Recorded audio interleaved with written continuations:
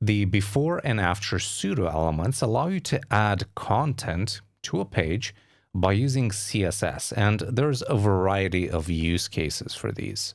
You can create simple stuff like custom lists and animated tooltips, or take it one step further and create these cool looking gradient shadows that mimic the background of the element. But these pseudo elements are often misunderstood and used improperly. So my goal with this course is to help you understand how to use them correctly, and also give you some examples of use cases for them, so you'll be able to determine where they might fit in your development workflow. But hey, if we're just meeting, my name is Adi. I'm a web designer and developer, and for this course, we'll keep things super simple. First, I'll show you the basic usage for before and after, while also defining CSS pseudo elements. And then I'll show you 5 use cases for these elements. We'll create a custom list, an animated tooltip, a gradient overlay, a gradient shadow, and finally an animated toggle switch. Now, before we get to work, I want to quickly tell you about an awesome resource called Envato Elements.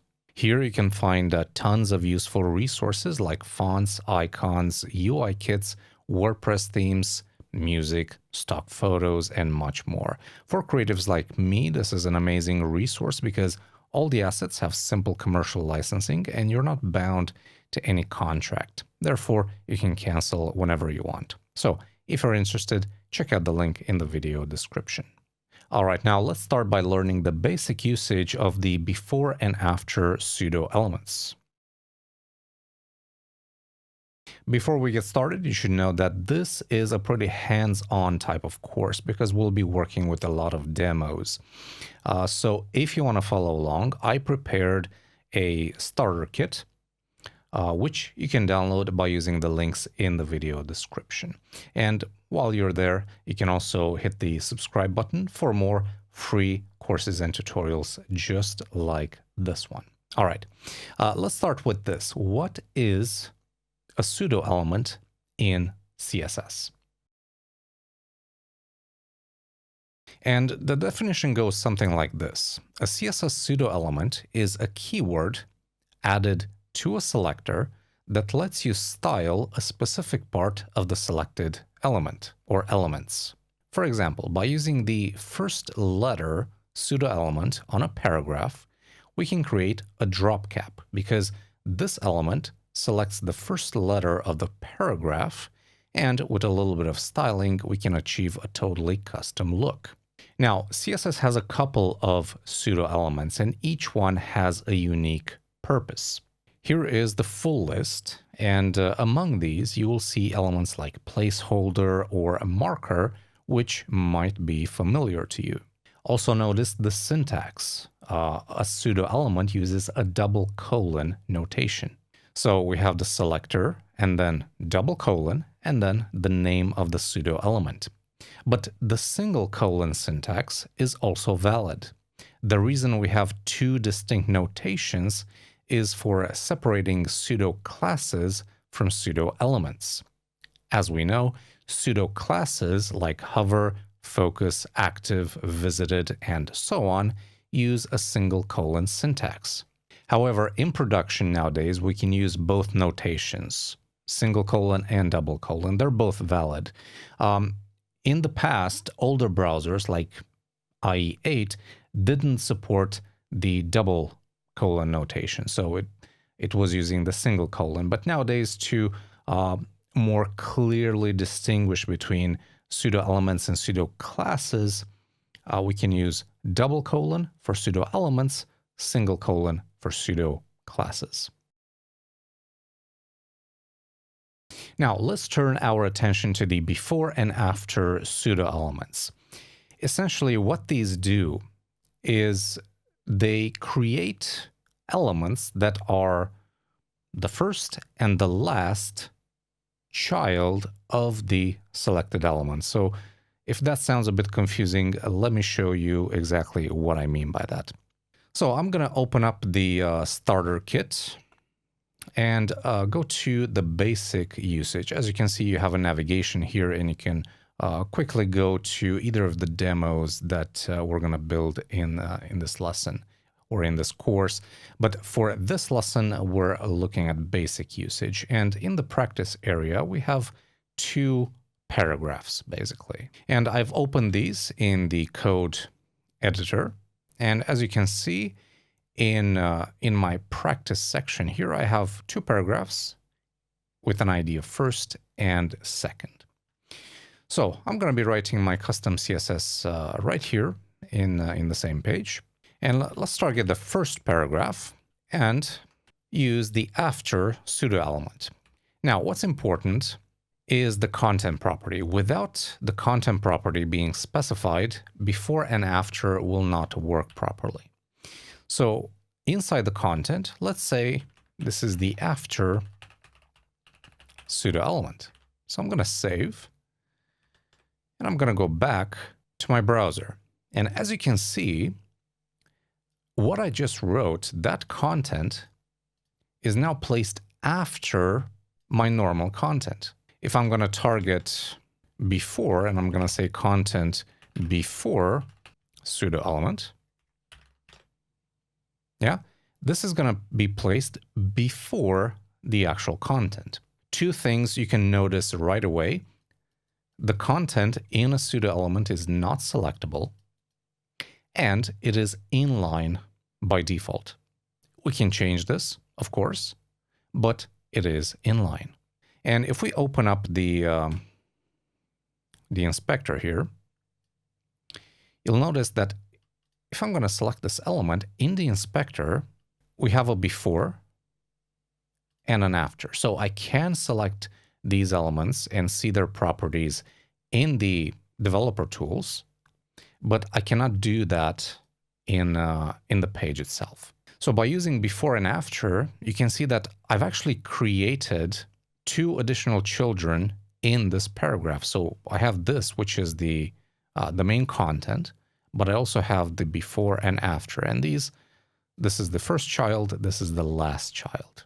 Now, what exactly can we do with a pseudo element? Well, we can style it in pretty much any way we want. We can add margins to it.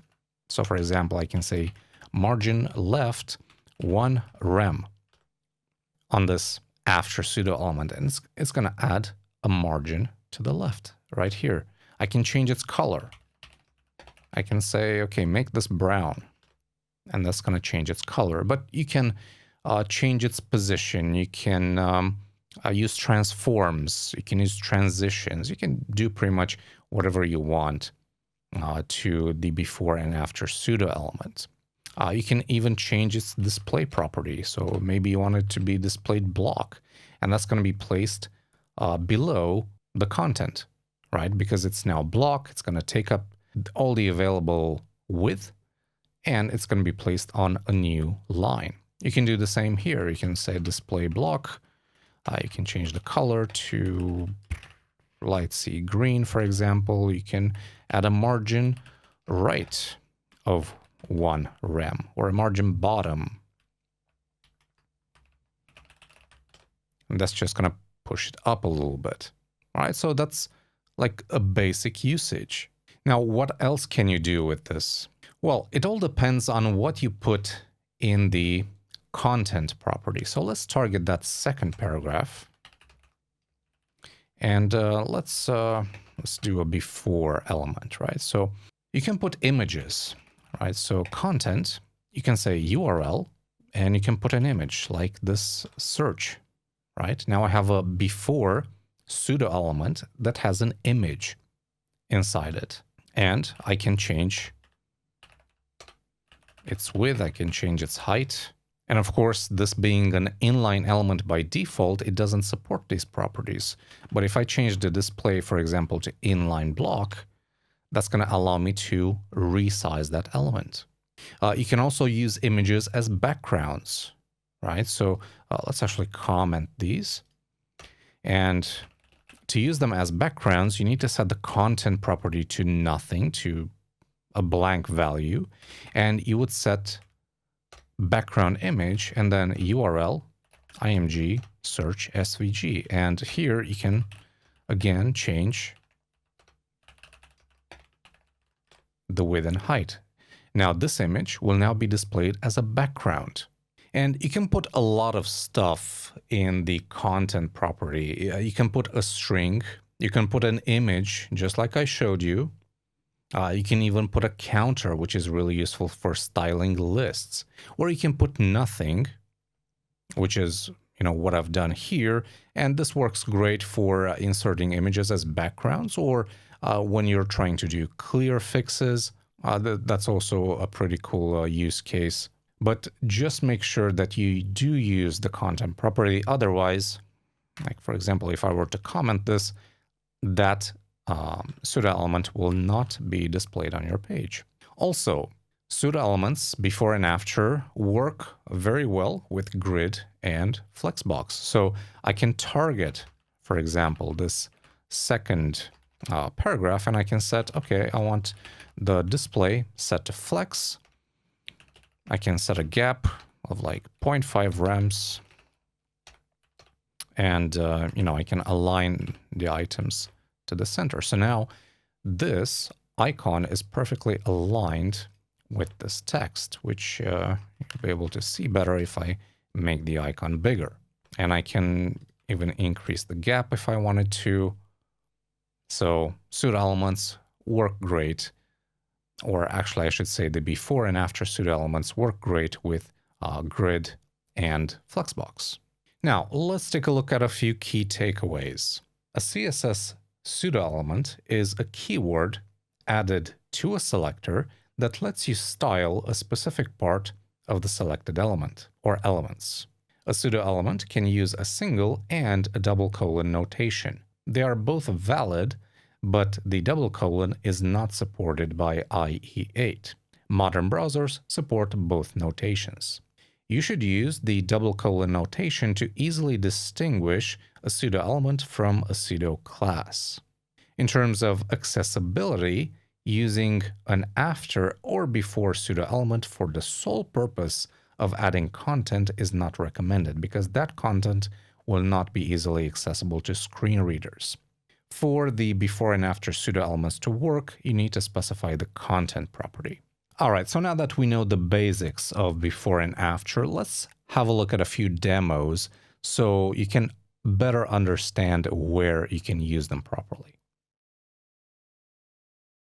The first demo we'll be looking at today is a custom list, or rather two custom lists. So we have one unordered list and one ordered list. One has bullet points, one has numbers. And this is what we need to create, right? The unordered list has check marks instead of bullets, and the ordered list has numbers, but they are presented a bit differently. So how do we go from here to here using pseudo elements? Well, it's actually quite simple. I'm going to open up customlist.html. And as you can see in the code, we just have a regular list. We have a class and then an ID for each of these. So the first thing we need to do is target custom list and set the list style to none and also the padding to 0.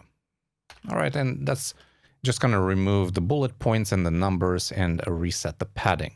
Next, let's get the list items, and I'm just going to add a margin bottom of 1 rem just to space things out a little bit. And then we can start with the custom UL. So custom UL, and I'm actually going to target the list item and before. So I'm going to add a before pseudo element to each list item. For content, I'm simply going to use an image. So I'm going to say URL img/checksolid.svg. Okay, so that's going to be placed like that. We need to properly align it with the text. So I'm going to set display to inline block. And I'm going to set vertical align to middle. right? So that's going to align it nicely with the text. Let's add a bit of gap between these. So I'm going to say margin right, point, 75 rems will do the trick nicely. And that's it. Super simple. In this instance, we used image as the content of the pseudo element. And the result is exactly what we're looking for. Now, let's turn our attention to the other list. How do we make the numbers look like this by using pseudo elements? Well, first of all, let's target the custom OL list item, and we're going to use counter increment. We're going to name this numbered. You can name it whatever you want. And then I'm going to set display to flex, align items center. This will align items vertically, and I'm going to set the same gap of 0.75 rems. Now, let's do custom OL list item. I'm also going to use before. By the way, it's not really important if you use before and after in this instance. Now, for content, I'm going to say counter and the name numbered. And if we look now, we can see the numbers 1, 2, 3. Essentially, we're initializing a counter here, and that's going to be incremented for each list item. And then on the before pseudo element, we're just placing that counter in the content. What else? Let's change the font size to 13 pixels, bold. Let's do a color of white. And let's do a background color of 0CB5E9. That's the blue color that we see here. So that's looking pretty good. Let's make these a little bit bigger. We'll set a width 1.5 rems, height 1.5 rems. All right. Let's set the display to inline block, and let's set the border radius to 50% to make them round. And then let's align the text to the center. Yeah, that's going to move the text to the center of the circle. And to align it vertically, we need to set the line height of the text equal to the height of the element, 1.5 rems. So now these are placed right in the middle of those circles. And that's it. That's how easy it is to create custom lists by using the before and after pseudo elements. Let's move on to the next demo, which is an animated tooltip. So basically, this is the result that we're trying to get. Whenever I hover with my mouse on this link, I want this tooltip to appear and display a piece of text. Currently, I just have a simple link. And if we look back at the code, we can see that we have a paragraph and then the link itself, but we have a custom attribute or a data attribute called data tooltip. And this contains the text that we need to display in the tooltip. So how do we create this using pseudo elements? Well, it's actually quite simple. First, let's select all the anchor tags that have the custom or the data attribute of data tooltip. And we're going to set position to relative. That's because we're going to position the pseudo elements absolutely. Okay. So then we can say a data tooltip before and after. We're going to style both right now because they have some properties that are exactly the same. So the content is going to be none. We're going to set a display to block. We're going to set position absolute. And for now, this should suffice. Now, let's target the after pseudo element.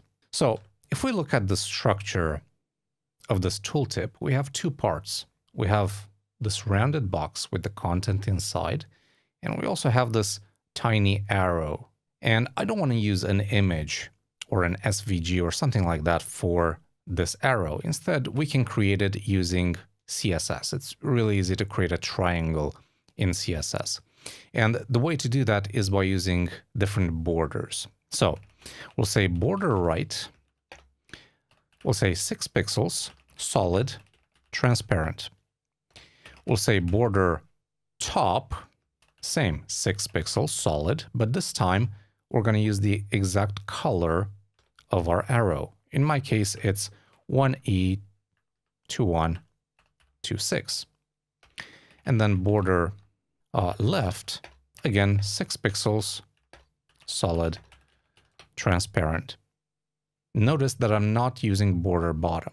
And then the trick here is to set the height of the element to 0, the width of the element to 0, and let's see how it looks. This created a super simple triangle. Now I want this to be positioned right in the middle of my link. So the way we can do that is by setting left to -50%, or sorry, to 50%. And that's going to push it to the left 50%.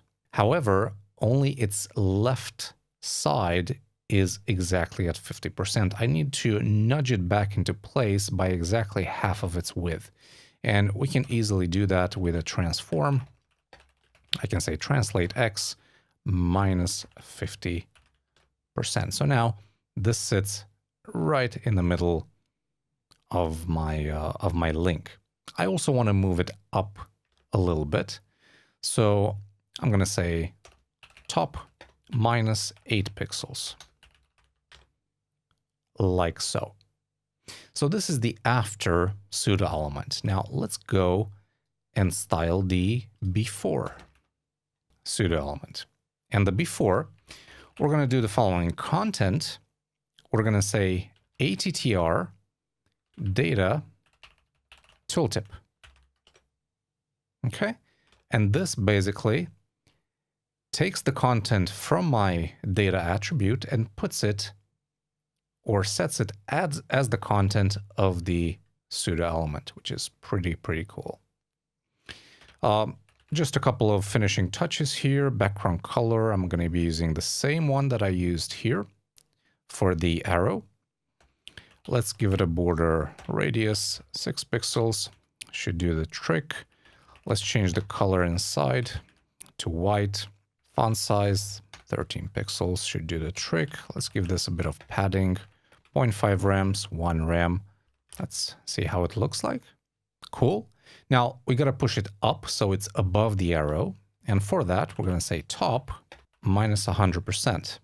But that doesn't really work that well. Why is that? Well, because, first of all, the text is wrapping, so it's a lot taller than it's supposed to be. So we're going to say white space, no wrap. Okay.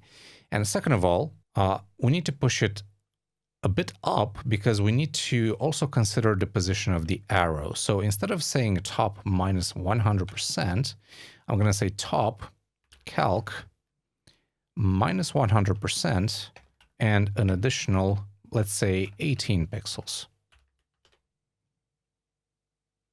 Okay. And that pushes it right where it needs to be. Finally, let's also align this to the middle, and we can actually copy this and copy this. All right. So now the tooltip is looking exactly how it's supposed to. It's placed exactly where it's supposed to be, but I only want to show it when I hover on the link. So to do that, first we got to hide it. So I'm going to set the opacity to 0, and I'm also going to add a nice transition for the opacity. 0.2 seconds, ease in and out, will work nicely here. And then I can say data tooltip, hover before and hover after. I'm simply going to change the opacity to 1. So now you'll see that as I'm hovering on the link, the tooltip is displayed. But there is an actual problem here. If I hover with my mouse above the link, the tooltip should disappear, but it's not. And that's because the browser still considers my mouse cursor to be hovering on the link because the pseudo element is part of the link. To get around that, I can simply say pointer events to none on the pseudo elements. So now this should behave properly. So that's the second demo, creating an animated tooltip. And in this instance, we used the before and the after pseudo elements. Let's move on to the next example, to the next demo, which is an animated toggle switch. Now, this is supposed to look like so. This is the default state, and this is the toggle state. And I've made a simple demo here. It's a simple form, kind of. And we need to transform this checkbox from its default appearance to look like this. And that's actually super easy to do with pseudo elements. In terms of code, we have a form, we have a label, and then we have an input type checkbox. Nothing fancy here. We're gonna be doing most of the styling from CSS. Now, in the starter kit, I've included some default styling here. This is just for, you know, the overall container, the label, the form, and the custom title. It has nothing to do with the actual checkbox. So let's start with the toggle switch. And we'll be doing the following. We'll set a width, first of all, 2.75 rems, and a height, 1.5 rems. So this makes it bigger. But I don't want it to look like a checkbox. So I'm going to be using appearance none. Right? That's completely removes all styling for that element. So now that I have a clean slate, I can add my own styling. I'll start by adding position relative. I'm going to be setting a background color, and that's going to be A8 DEFF. I'm going to set a border radius, 100 pixels. Should work fine. Let's add cursor pointer, so we change the cursor when we hover over it.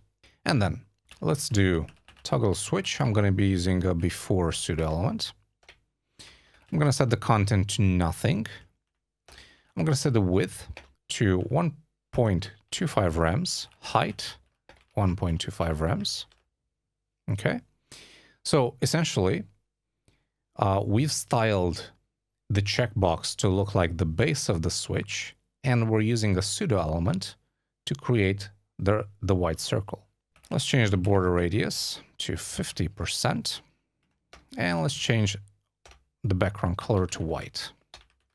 Right, and of course now we need to position it somehow because it's not showing up anywhere. So I'm going to set position to absolute. And there it is. I want to position it 2 pixels from the top, 2 pixels from the left. And for that, I'm going to be using a transform. I'm going to say translate 3D, 2 pixels, and 0. Right? So now we have the starting position.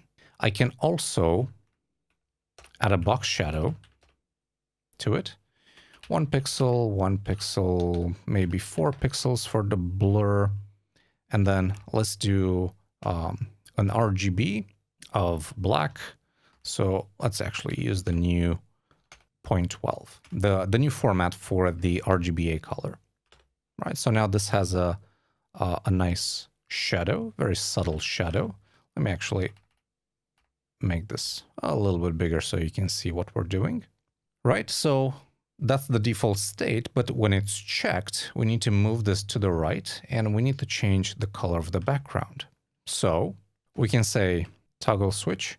We're going to be using the checked pseudo class and change the background color to 26 ADFF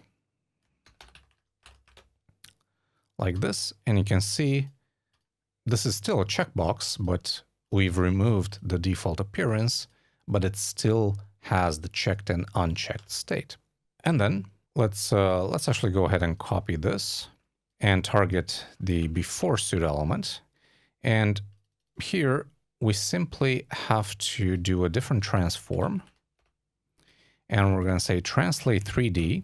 And for the X axis, we're going to do a simple calc 1.25 rems plus 2 pixels. And then 2 pixel again for the Y axis and 0 for the Z axis. Let's add a nice transition on the before.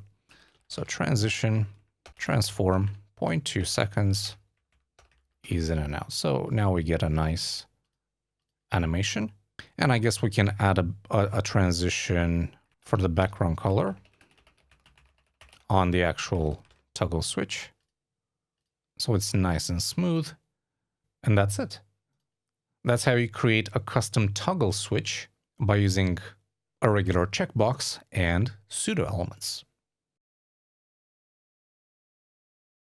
For our next demo, we'll be looking at gradient overlay.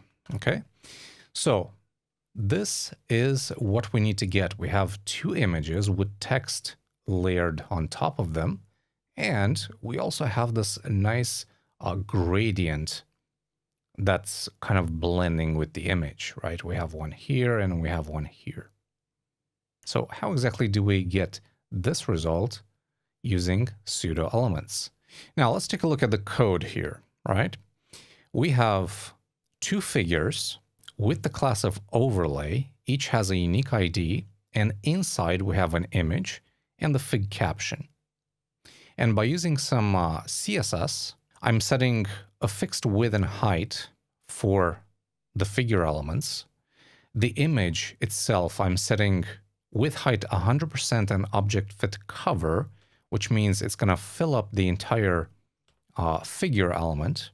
And I'm just rounding them off, setting display to block, and then the fig caption is positioned absolutely inside the or over the image. Now, how do we add these backgrounds, these gradients to our images? Well, it's quite simple, actually. Let's target overlay before. So I'm applying the pseudo element to the figure. We're going to set the content to none, and then I'm going to set the position to absolute. I'm going to set inset to 0. Inset 0 basically means top 0, left 0, bottom 0, and right 0. So top, bottom, right, left, all set to 0. This will essentially make this element stretch to fit the entire width and height of the parent element. It's a pretty cool technique. And we're going to set the border radius to 8 pixels to match my image. Okay, so far we don't really see anything. We do have a before pseudo element which fills up the entire image, and to add the gradient, it's super simple. Here's what we do. We say banner 1, which is the ID of the first figure, before, and we simply set background image to our desired gradient. In my case, it looks something like this. So it's a 180 degrees, and I'm going from this color to this color. Save. And now we've successfully added a gradient overlay. What if I don't want a gradient? Maybe I just want a color like this one. Well, I can do that as well. So let's duplicate this. Banner 2 this time. Instead of background image, I'm going to say background color. And I'm going to be adding DE2573. Now, if I do this and save, it's just going to be a full color. But I can change its opacity. I can make it, for example, 48% or 88%. It really depends on how opaque or transparent I want that to be, but I'm going to leave it at 48%. So there you have it. That's how you can use pseudo-elements to add a gradient or a color overlay to an image. Now, moving on to the fifth and final demo, we have a gradient shadow, right? So as you can see, we have an image, and the shadow for that image is basically mimicking the image itself. It's a blurred version of the image. And this is a really cool technique. I saw it first being used on or by Adam Argyle. I saw it on his Twitter, and you can find a link to his tweet where he demonstrated this technique. It's really, really cool. So I thought I should definitely show it to you. So how do you create a gradient shadow like this? Well, let's take a look at the code that we have here. We have a card, and inside we have a card picture. This is where we'll put our image, and then just some random content. And the CSS so far is just a bit of styling for the card and the card title. Now, for this technique to work, you need to use that image as a background. It's not going to work any other way. So let's target the card picture. And actually, instead of using an image, let's first use a linear gradient, right? So I'm going to say background, and I'm going to use a linear gradient like this. And I'm going to set a width, to 100% and a height of about 10 rems. Okay, so currently this looks like this. Let's also round it off. Border radius 1 rem. Also set position to relative. Okay, great. Now, to create the gradient shadow, we're going to be using a pseudo element. Before, after, it doesn't really matter. What's important? Content set to none. Position set to absolute. Inset 0 again to make it as wide and as tall as the parent element. And then this is the brilliant part of this technique. Background inherit. This will essentially inherit the background from its parent element, which in my case is the linear gradient. Okay, let's set a z-index of -1 to push it under the other content, and then I can use a blur filter. Let's say 24 pixels. Yeah, and you can already see it behind the element. As you can see, it's mimicking the colors of my background. And if I want, I can use a transform. Let's say translate y, let's say 10%. So push it down a little bit, and maybe even a scale. Let's say I want to go like 4% smaller. And that creates this nice shadow here. So this works beautifully for a linear gradient, but it also works great for an image, right? So I can say background URL img. I'm going to load up my food image, and let me actually set the background size to cover. Great. So now that shadow will basically mimic my food image. And you can see that right here. If I turn off the blur, you can actually start seeing the actual copy. Let's move this down. Right, this is essentially a copy of my image, just a bit smaller, and it's placed a bit lower. And if I activate the blur, yeah, it's gonna act as a shadow. How cool is that? Again, this is a technique that I first saw being used by Adam Argyle. You can find him on Twitter. I highly recommend you check him out. You follow him there. You'll find the link to the original tweet in the video description. So just to recap, 5 use cases for the before and after pseudo elements. We have custom lists. We have animated tooltips. We have animated toggle switches, gradient overlays, and color overlays. And finally, gradient shadows, or image shadows in this case. All right, and that's about it for the before and after pseudo elements. Let us know if you enjoyed this course, and if you have any questions, please leave a comment down below. Also, let us know how you're using the before and after pseudo elements and how they've helped you in your development adventures so far.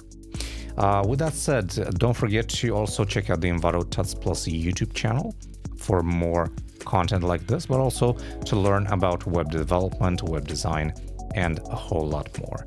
It's all free, so make sure to also hit the subscribe button, and if you like this video, give it a thumbs up. I'm Adi, thank you for watching, and I will see you next time. Take care.